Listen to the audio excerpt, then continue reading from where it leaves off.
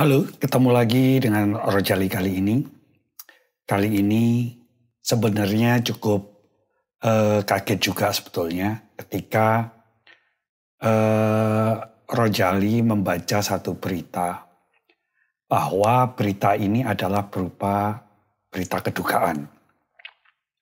Seorang pahlawan muda, seorang aktor, seseorang yang memiliki talenta cukup kuat yang merupakan gambaran dari hasil pendidikan orang tua yang penuh kasih sayang. Anak muda ini adalah seorang anak-anak Matthew White. Dia cukup banyak membintangi film-film nasional. Film Danur, sebuah film yang cukup menyeramkan, tetapi Matthew mampu melakukan perannya dengan baik, dengan sangat profesional, dan cukup mengagumkan pada usianya yang 12 tahun. Berita itu menyebutkan bahwa Matthew kembali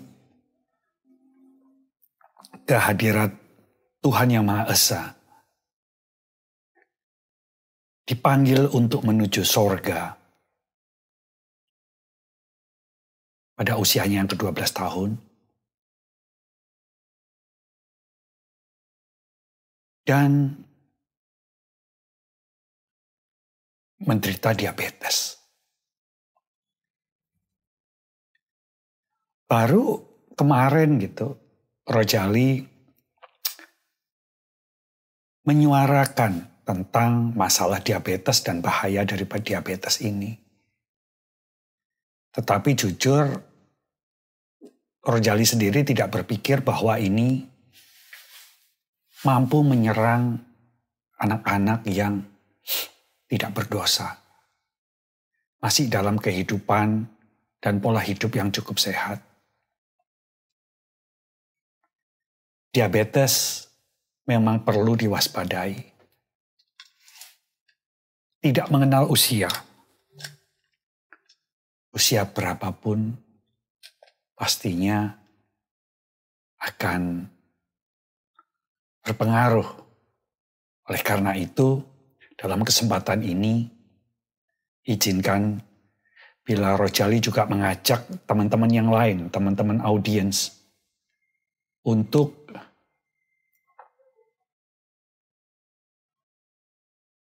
mencermati, kembali peka terhadap diri sendiri. Bahwa diabetes tidak memperdulikan usia. Mau diabetes tipe 1 atau diabetes tipe 2. Diabetes tipe 1 itu adalah ketika seseorang gagal atau tidak dapat memproduksi insulin dalam tubuhnya. Padahal insulin memiliki peranan yang sangat penting untuk menetralisir, mengkontrol kadar gula darah di tubuh kita. Sedangkan tipe 2 bukan tidak mampu berproduksi, tetapi badan atau tubuh, sistem tubuhnya kurang mampu untuk mendorong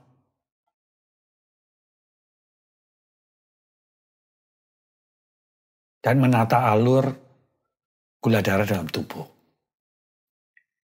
Itu. Termasuk Rojali sendiri bertanya-tanya. Apa sih sebetulnya pemicu kematian yang disebabkan oleh diabetes? Nomor 1 adalah gula darah yang terlalu tinggi. Kalau misalnya diabetes itu dikelola dengan baik, mungkin pasien bisa saja berumur panjang dan hidup lebih sehat. Namun, diabetes tetap merupakan sebuah ancaman. Sebab walaupun dikelola dengan baik, ketika ajal yang bukan kewenangan dan hak manusia untuk mengatur, pastinya dengan otorisasi Tuhan, hal itu tidak dapat kita elakkan. Yang perlu diyakini adalah apapun yang terjadi, itu adalah hal terbaik bagi kita manusia, makhluk ciptaannya. Cukup menyedihkan, Andrew White, seorang anak kecil, ternyata mampu beradaptasi secara maksimal untuk menghadapi pergulatannya dengan diabetes ini. Tetapi Tuhan demikian sayang ketika memanggil kembali si anak pintar ini, si anak yang berbakat ini untuk menuju surga lebih cepat daripada kita.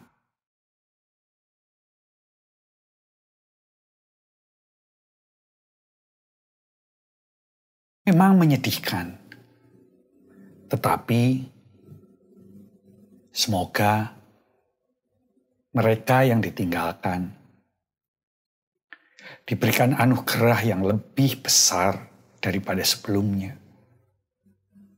Sebab hidup adalah sebuah keseimbangan. Ya, memang banyak sekali hal-hal yang belum dapat kita ketahui.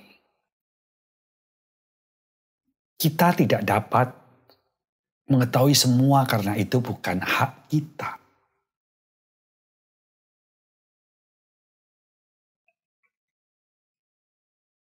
Dalam hal glukosa yang terlalu tinggi dan glukosa tidak terkontrol, hal ini memang bisa menyebabkan kematian yang mendadak. Komplikasi yang lebih dikenal dengan ketoasidosis diabetik ini memang suka nggak disangka-sangka. Walaupun secara teori, ketoasidosis diabetik ini lebih sering terjadi pada diabetes tipe 1. Suatu kondisi di mana tubuh kita tidak dapat membuat insulin sendiri. Sehingga kadang-kadang ada suntikan insulin secara berjangka dalam 1 hari, dalam periode tertentu secara manual. Tapi ketoasidosis diabetik ini juga bisa terjadi pada orang dengan diabetes tipe 2 yang tidak terkontrol.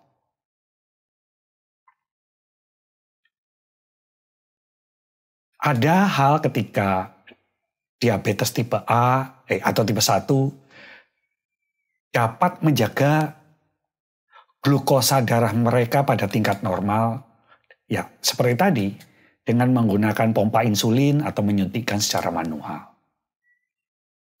Tapi ketoasidosis diabetik masih bisa terjadi. Terlebih lagi kalau tanpa pengobatan langsung dengan insulin. Ini yang akan berakibat fatal.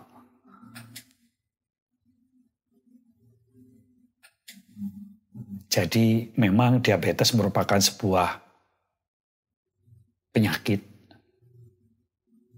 Sudah banyak orang mengembangkan cara untuk menjinakkan diabetes ini. Tetapi ada hal-hal yang di luar kekuasaan kita. Jadi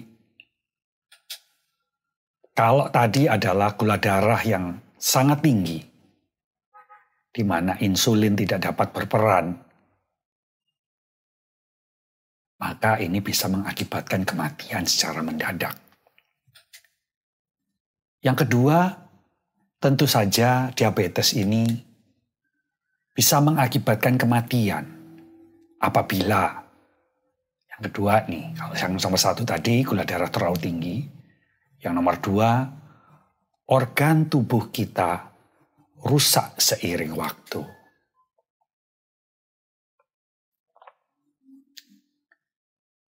Diabetes dapat menjadi penyebab kematian ketika kerusakan yang terjadi pada organ di tubuh kita dalam jangka waktu yang lama. Misalnya, pembuluh darah di ginjal bisa rusak. Karena apa? Karena gula darahnya tinggi sekali di sana. Ini adalah suatu komplikasi yang dapat menyebabkan gagal ginjal dan memerlukan cuci darah. Jenis kerusakan organ dan pembuluh darah yang sama juga dapat menyebabkan kebutaan, amputasi kaki, dan juga dapat menurunkan kualitas hidup dan meningkatkan resiko infeksi, resiko cedera, ataupun penyakit tambahan yang lainnya. Sebagai solusi misalnya, menjaga kadar gula darah tetap terkontrol, baik untuk diabetes tipe 1 maupun diabetes tipe 2. Salah satu yang cukup baik untuk mengurangi resiko komplikasi ini adalah yaitu tadi dengan betul-betul mengkontrol. Rojali punya alat juga untuk mengecek kadar gula darahnya tiap hari itu berapa. Cuman ya memang masih kadang-kadang suka makan seenaknya. Ini yang cukup berbahaya. Yang nomor 3, ini peningkatan resiko masalah jantung dan pembuluh darah. Mungkin sekitar 2/3 penderita diabetes dilaporkan benar-benar berakhir meninggal karena kondisi kardiovaskular seperti serangan jantung atau stroke. Itu karena diabetes dapat terjadi bersamaan dengan kondisi lain seperti salah satunya obesitas, kolesterol tinggi, tekanan darah tinggi atau hipertensi. Dan kombinasi penyakit ini dapat membuat setiap penyakit menjadi lebih berbahaya.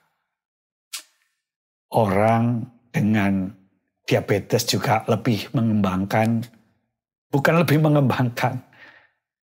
mungkin mengembangkan penyakit Alzheimer.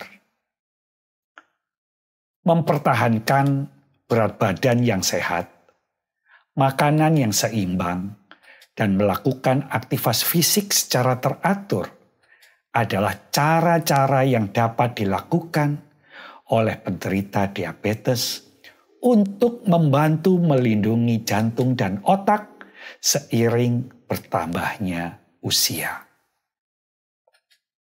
Tapi bagaimanapun juga, yang paling penting bagi penderita diabetes seperti Rojali, seperti pahlawan muda Matthew White, tetap mengkontrol terhadap analisa dokter dan langkah-langkah yang diambil secara praktis.